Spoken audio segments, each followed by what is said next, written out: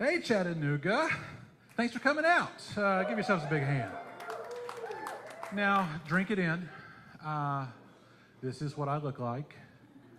And you're looking at me and you're saying 2017 and 2018 have probably been pretty rough on him. And you'd be right. It's hard on your self-esteem when you look like every statue people want to tear down. That's why I don't ride horses.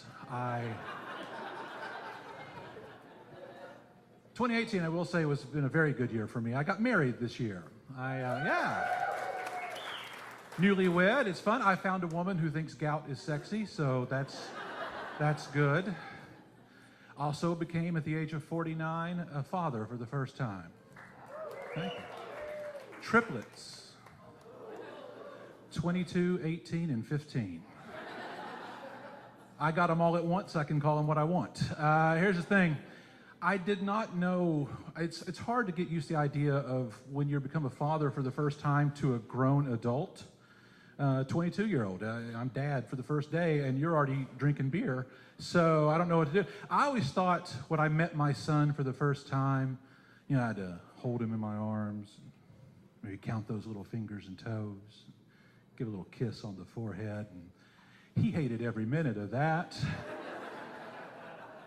Did not like it at all.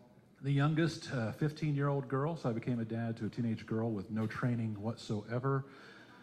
But it's okay, because her mother looks just as confused as I am, so I think it's all right. She, the youngest, the 15-year-old, she likes to roast me.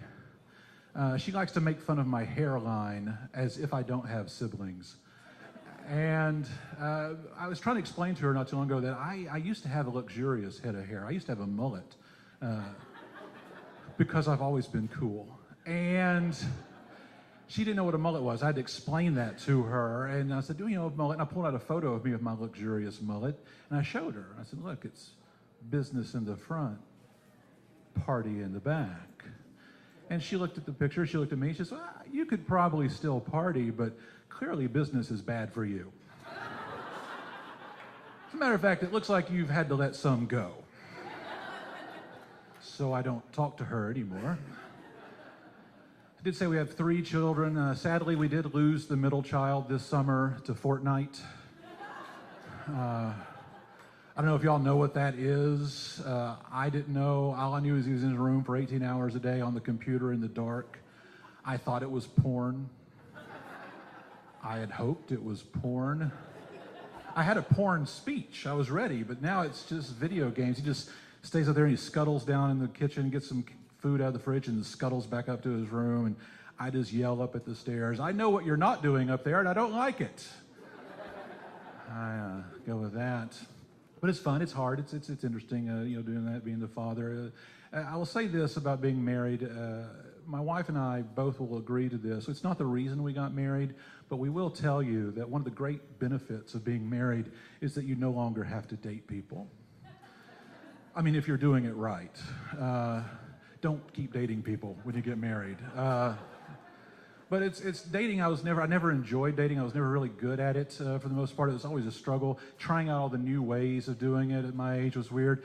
I thought once I was in a sexting relationship, and then found out I was just horribly misusing my Domino's pizza tracker. So I'm not allowed to call them anymore. It was kind of fun. I don't know, it was interesting. Dating was weird. It was fun, because I was having issues, too, with just myself. I had a rough time of it. My first marriage ended when my wife, she kept dating, was the thing. And so that was kind of the thing. So it was a thing. I dealt with that. I was diagnosed with depression at that point. I was actually laid off from my job the day after my wife moved out. So I was living the best country song ever at that point. But it was interesting. I recovered nicely, but I try to do work now in Knoxville, raising awareness of mental health issues, mental illness issues. But I'm not good at it. No one has signed up for the Depression Fund Run whatsoever. Looking back on it, I can see why the social anxiety mixer was a terrible idea.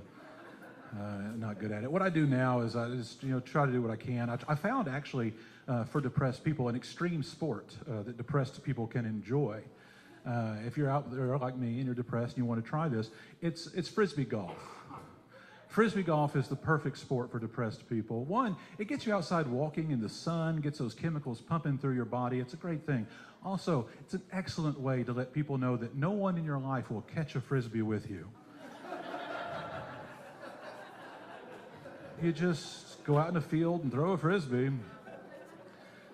I don't know how that game ends. I think you kill yourself. No idea. I grew up in a little town called Clinton, Tennessee. I don't know if you know of it. Sure. Clinton's interesting. My old high school actually has currently a 2-time national champion fishing team.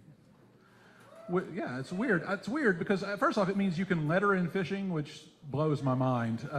But it also means that somewhere out there is a 2018 version of me at the high school being bullied by fisher jocks.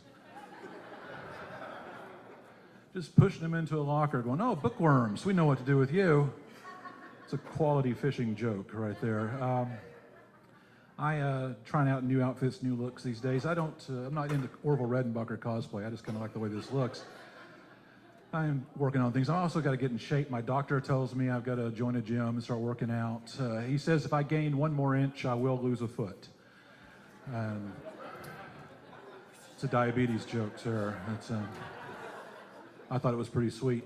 I do that. It's interesting. I go talk about dating some more. It was hard when I was dating in my 40s because I didn't know how to find women that might be attracted to me. I didn't know where they might be. I knew they had to exist, but I just didn't know. I didn't know where to find women who are aroused by Civil War generals. And my plan was to start going to Civil War reenactments and following those around the country and finding the women who follow those around the country. They're called hookers, by the way.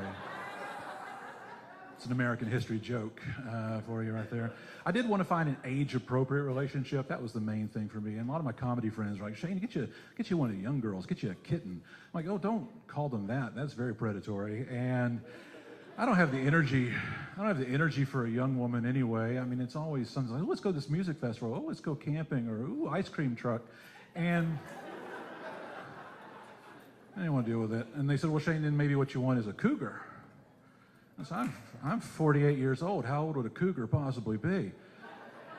That seems wrong. I did develop a 1-question quiz to help me determine if a woman was the right age for me when I was dating, and it worked out for me. A simple question. I simply said, "Can you name one band Paul McCartney was in?" I have accepted Nirvana as an answer. Totally worth it. But there's, the kittens and the cougars. And I said, "Can we just leave cats out of this altogether?" My first wife was a cheetah. Just not sure I want to continue down that road all the way. It's interesting. I grew up I was living for a while with my dad. When a divorce happened, I moved in with my father at the age of 45, and that's always attractive to the ladies. And people ask me what it was like living with my dad at that age. I said, well, the only difference between being 15 and 45 living with my dad is, at this point, the only girl I'm trying to sneak into my room is little Debbie. So there's that. But living in Cumberland Gap was fun. I don't know if you know where Cumberland Gap is, but if you look on a map, it's where Tennessee, Kentucky, and Virginia meet to swap pills. It's right about there. It's kind of a fun place. But it taught me something. The people taught me something in Cumberland Gap about age appropriate, how to find somebody who's you can date at your age, and it's not weird. And I'll pass this on to you because it's helpful information if you're interested in this kind of thing. What you do is you take your age and you cut it in half, add 7 back, and that is the youngest person you can date, and it's not creepy. So at 49, that would mean I could date a 32-year-old woman, and it wouldn't be creepy. It'd be improbable, but not creepy. But it's a math problem, right? You can also use that to solve for y, and I realized I could also find out how old that cougar could be. Because somewhere out there, I am the youngest man she can date, and it's not creepy. and she's 84 years old. And I've never been more happy in my life. And I'll tell you why. A lot of women are attracted to men who remind them of their father, and her father was a Civil War general. My name is Rhyne. Thanks for coming out to the festival, guys.